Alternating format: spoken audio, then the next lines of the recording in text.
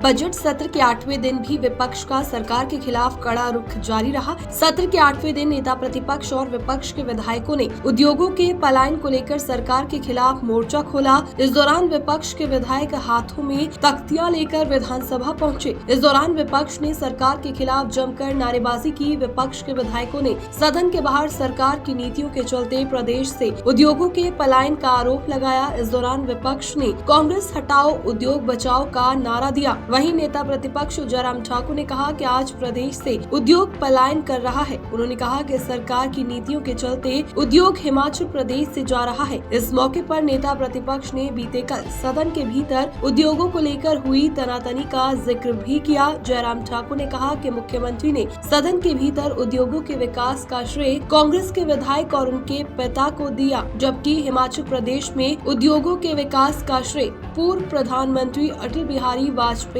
को जाता है। पिछले कल विधानसभा के अंदर हिमाचल प्रदेश में bulk drug pharma medical device park पर चर्चा होते हुए जब मुख्यमंत्री जी ने जवाब दिया कुछ विषयों को लेकर के, जो मामले वहां पर उठाए गए थे, हमारे पूर्व में मंत्री रहे बिक्रम सिंह ठाकुर जी और बाकी माननीय सदस्यों की ओर से, और उसमें बहुत हैरानी इस बात को लेकर के हुई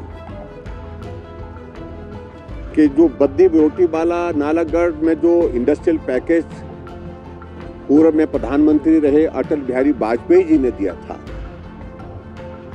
उनका जिक्र नहीं किया, लेकिन जिक्र एक ऐसे नेता का किया कि जिनकी वजह से बद्दी बरोटीवाला में इंडस्ट्री लगी है और इंडस्ट्री आई है और उनका बहुत बड़ा योगदान है।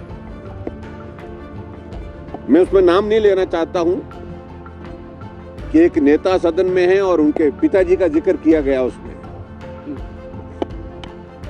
और जो देश के पूर्व प्रधानमंत्री अटल बिहारी वाजपेयी जी जिन्होंने ये पैकेज दिया, जिस पैकेज की वजह से इतना बड़ा पैकेज मिलने के बाद बद्दी बरोटीवाला नालागढ़ में हमारा फार्मा का आज एशिया का नंबर 1 हब बना हुआ है।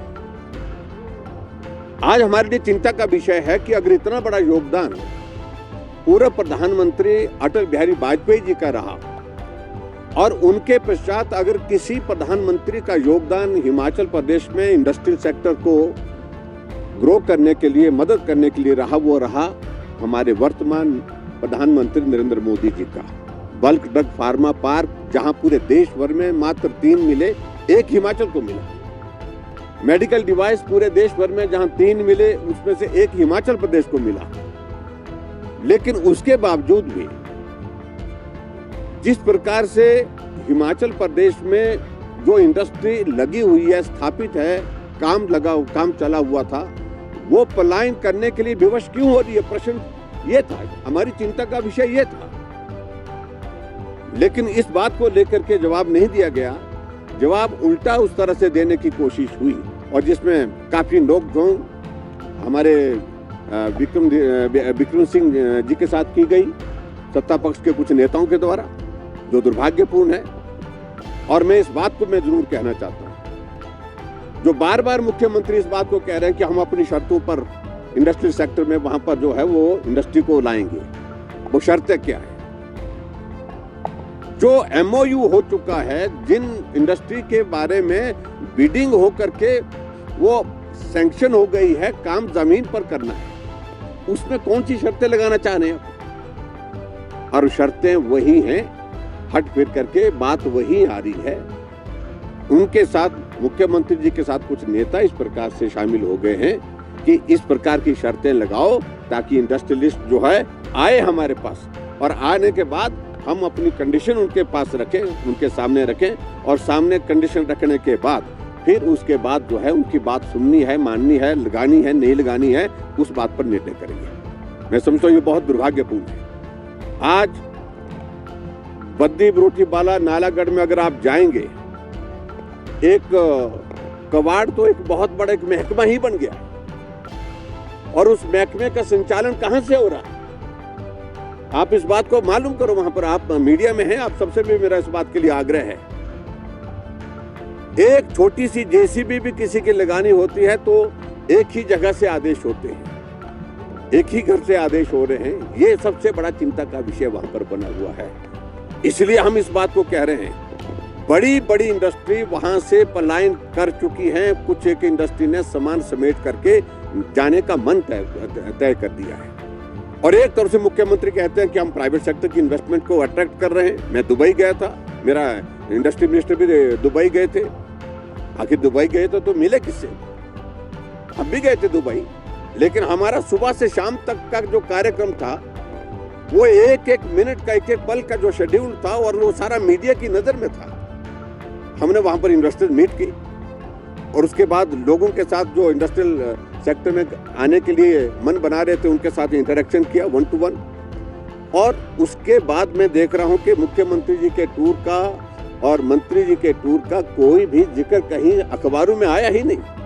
उल्टा सोशल मीडिया में हमने देखा कि गए थे, लेकिन एक शादी थी वहां पर, उस शादी के निजी समारोह में गए थे, उसमें मुझे कोई आपत्ति नहीं, वो जाएं।